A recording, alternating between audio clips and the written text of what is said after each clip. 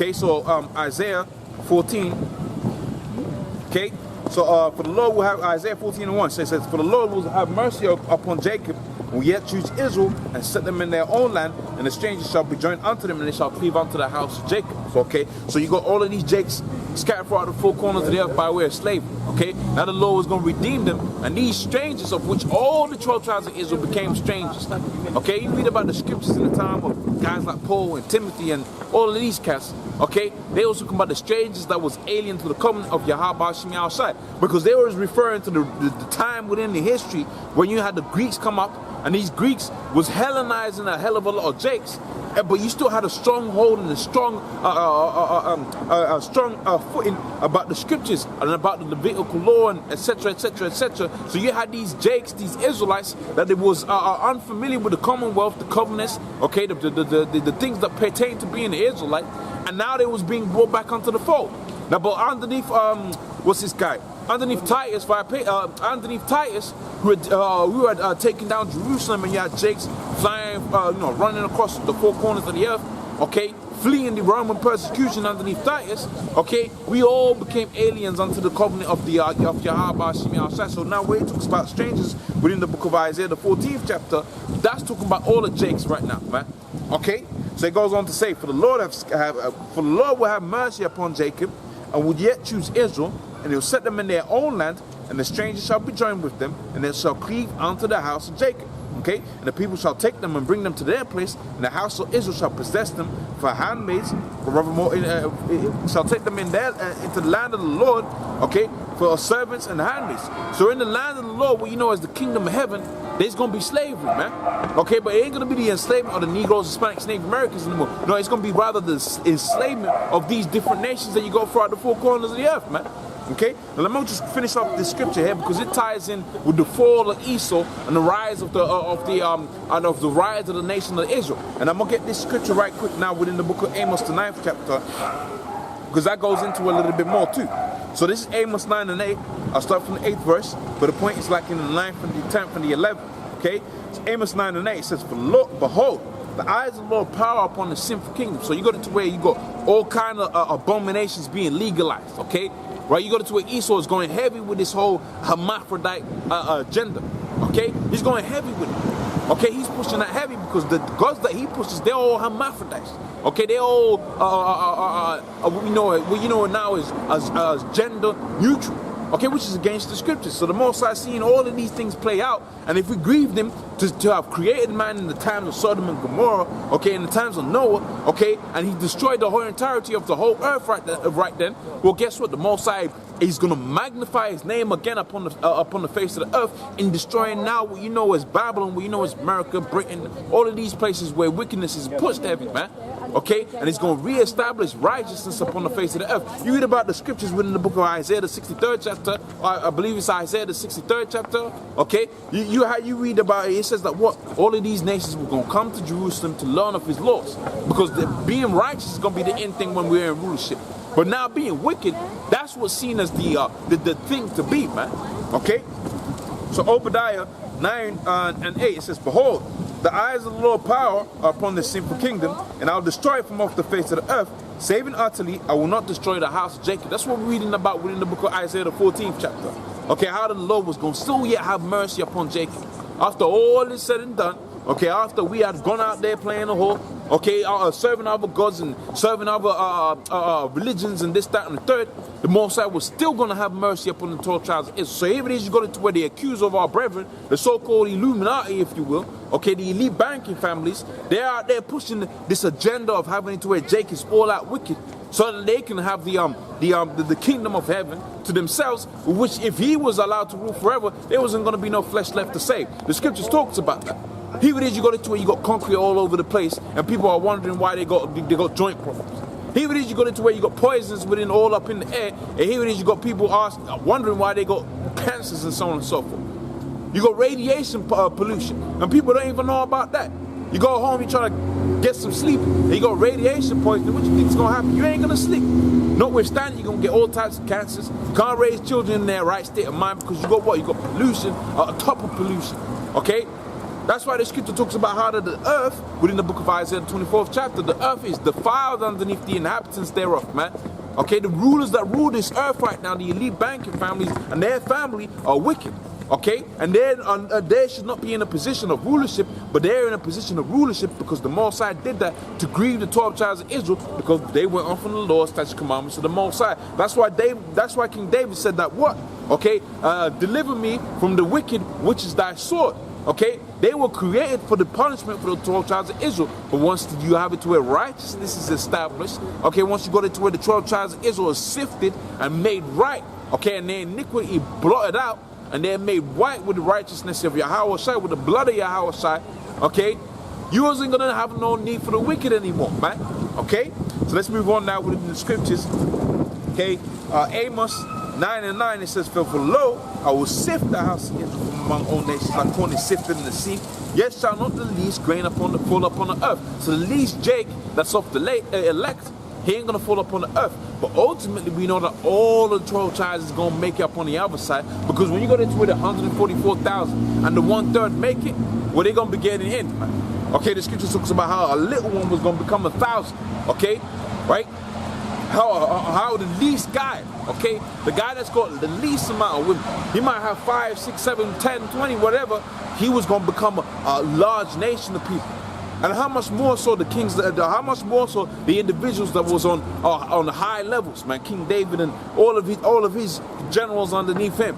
Okay, the great prophets that have walked this earth and they're prophesying right now. When they take resource and they take wealth, how much more so are they going to become nations of people? But what children was going to were they going to be bringing forth? They was going to be shooting forth the seed out here that was going to be called the 2/3, but it's going to be the children of the Lord when they come back on the other side, man.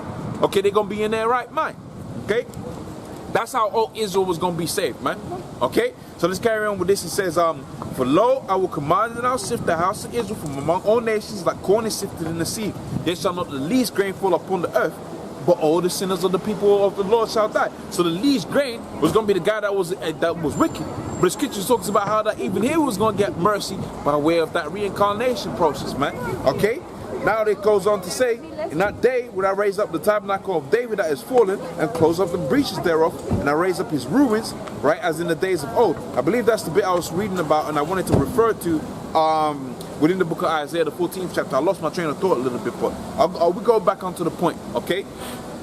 Right, and now in that day will I raise up the tabernacle of David that is closed up, that is fallen, and I close up the breaches thereof, and I raise up his ruins, right, and I'll build him as in the days of old. That's what you're seeing right now with the prophets coming out for the four corners of the earth, getting into the word, man. Okay, that's you're seeing the house of David being formulated, and that shakes up that makes Esau very fearful, man. That makes Esau very fearful, man. Okay, so 12th verse, it says that they may possess the remnant of Edom and all the heathen, right, that are called by my name. Okay, so now let's go back onto in fact, the whole thing is pretty good.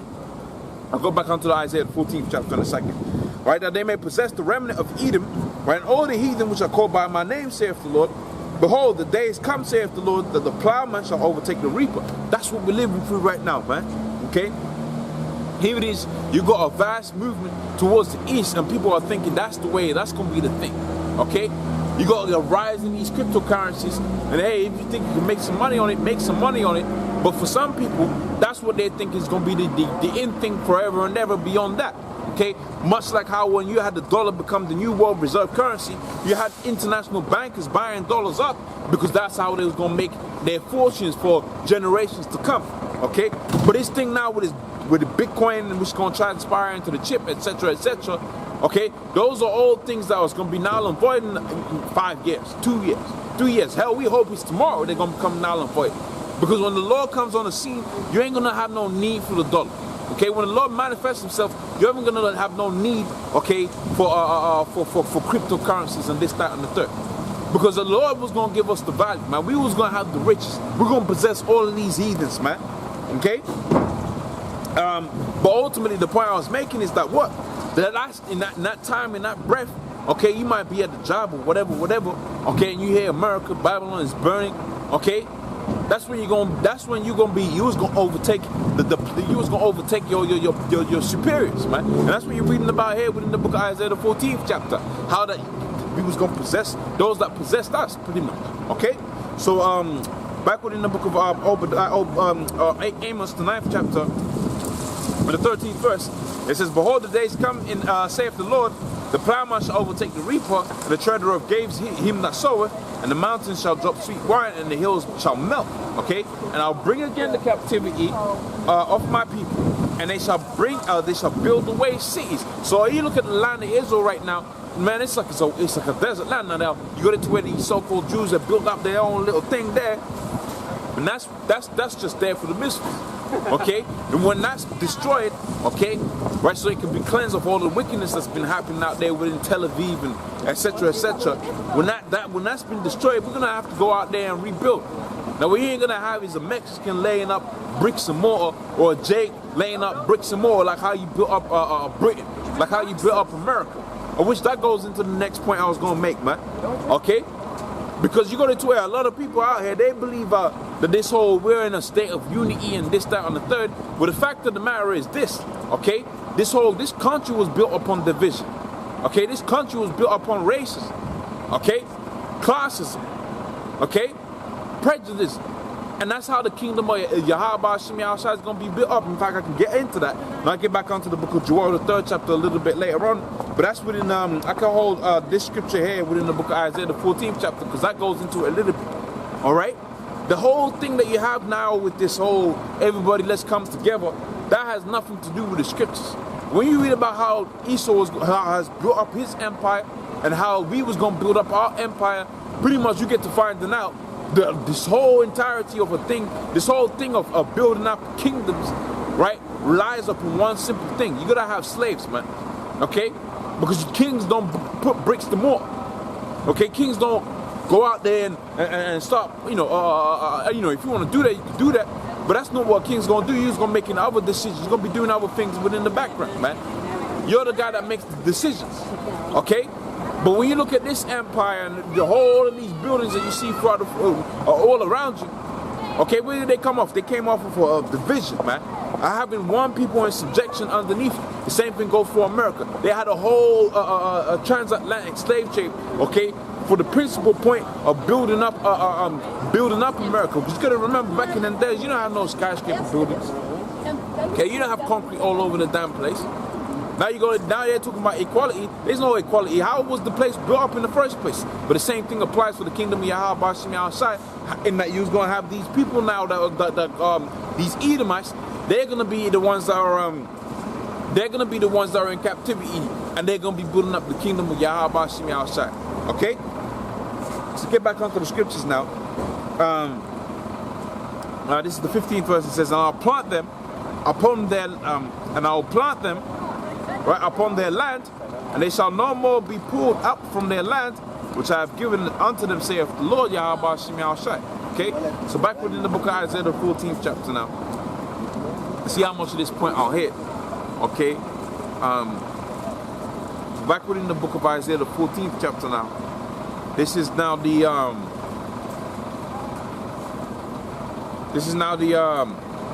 second verse. Okay. "The people shall take them and bring them to their place, and the house of Israel shall possess them in their land for servants and handmaids, and they shall take them captives, whose captives they were, and who's going to rule over our oppressors." Okay, and let's get a few scriptures that go hand in hand in that. Okay, so, and I'm going to show you that pretty much division is necessary in order to build up a kingdom, man. You're gonna have different ranks of people, right? You're gonna have it to where you got kings, okay? The people underneath the kings, but the guys that are doing all the work, doing all the labor, that's your subordinates, okay? In fact, even if you look at when you look at all of these historical empires that have existed, right? There was always one form or another of captivity, and the same is no different for America or Britain or whatever. Okay, they just like to hide about, okay? Right, you look about the Egyptians. What made Egypt great? You had the captivity, the enslavement of the Negroes. You had the enslavement, a hardcore bondage of the Israelites within the Egypt. Okay, what made Babylon great? You had the Babylonians take the finest craftsmen, right, from Israel, and they became the craftsmen of Babylon. Okay, the wisest man in Babylon and the wisest man in Egypt was who? Two Israelites, man. And the same thing applies for this kingdom and this empire. But because it's the devil ruling, he likes to pretend like he's the one that comes up with the idea. That's why they make you sign certain agreements when you start up a job. That if you invent a certain type of thing, well, the company is going to be accredited, and namely the director is going to be the one that's going to be taking the props of that creation. Even though it's your creation, you ain't going to see not a single dime of that. They might raise your money off a few percentage points. But the fact of the matter is, if the company does hella well because of your creation, because you made it underneath the contractual obligation of their supervision, man, it's gonna be accredited to them. Okay? And that's how Esau navigates. But when we go back onto the ancient world, at least a man would have got credit for his own just dues. But the fact of the matter is, all of these great empires existed in having somebody subordinate unto them. Division is necessary in order to build kingdoms. You have to have somebody enslaved. And we're going to read about that. Okay? So, starting first and foremost with the book of Psalms 149 and 1. It says, "Praise ye the Lord, and sing unto him a new song, and his praises in the congregation of the saints." Okay? So, what we're doing right now is singing unto the Lord a new song, because it's like a new song. You really talk about the history of Jacob and how they was taken away from knowing who they were, okay, and relearning about their heritage. Man, it's like a new song. That's where you go into the scriptures. It talks about the new song, and you go into the word new. It goes into the word kainos, meaning refreshing. Okay, we're refreshing into the heritage that was bestowed upon our forefathers. Okay. So, second verse, it says, "Let Israel rejoice in him that made them. Let the children of Zion be joyful in their king. Let them praise his name and dance, right? Sing, and let them sing praises unto him in timbrel and harp. Okay, the Lord taketh pleasure in his people, and he'll beautify the meek, right, with salvation." So that whole thing of pride, okay, that means you ain't gonna make it if you're proud. In fact, the scripture goes as far as saying the Lord resisted the proud. Okay, so the Most High stays far and clear of a dude that's proud, but humility or meekness, that's attributed to a guy that was gonna make it. Okay, so it says and beautify the meek with salvation. Let the saints, okay, let the saints be joyful in glory. Let them sing aloud upon their beds. Let the high praises of Yahweh shall be in their mouths, and the two-edged sword in their hand. To do what? Who's going to be beating them nations into subjection, man. Okay, let's read about that within the book of Revelations, the second chapter on the 25th verse. Okay, so Revelations 2 and 25, it says, "But that which you have already, the truth," okay, this refreshing song, okay, right, the symphony that you have, okay, in this word, "That which you have already, hold fast until I come. And he that overcometh and keepeth my works unto the end, to him will I give power over the nations." So having power over the nation of Edom, having power over the nation of Ishmael, etc., etc., that's not no thing of just everybody coming together. That's a thing of division. Okay? The Most High has created the nation of Israel to be the ruling class, the ruling body upon the face of the planet. Okay? And there's no two ways about that. You ain't going to have it to where the scripture goes as far as saying, "Can two walk together lest they be agreed?" But the agreement, the mental agreement, the spiritual agreement of this people is different to the spiritual agreement of the other people. Because, especially when you talk about the kingdom, because these people is going to have the law, statutes, commandments of the Most High within their whole minds, man. Okay, they always going to be on a higher plane of thinking. They always going to be in a different spirit. And they ain't going to be on the same class as these other heathenistic nations that we're going to have to beat, right, into subjection. We're going to have to beat them to stay away from their idols, man. Okay? And we can read about that within the book of Isaiah. So it says, "But that which ye have already, hold fast until I come. And he that overcometh and keepeth my works to the end, right, will I give power over the nations. And he shall rule the nations. He shall rule them with a rod of iron. And as the vessels of a potter shall they be broken, even as I have received of my Father." Okay? So back within the book of Psalms 149 and and 6. So it says, let the praises of Yahweh Shem Yahushua be in their mouth and a two-edged sword within their hands. Okay, and we read about what you're going to do with that two-edged sword. You're going to be beating these nations, man. Okay? To execute vengeance upon the heathens and punishments upon the people. Okay, so that's what you're going to be doing. Right? To bind their kings with chains and their nobles with fetters of iron, to execute upon them the judgment written.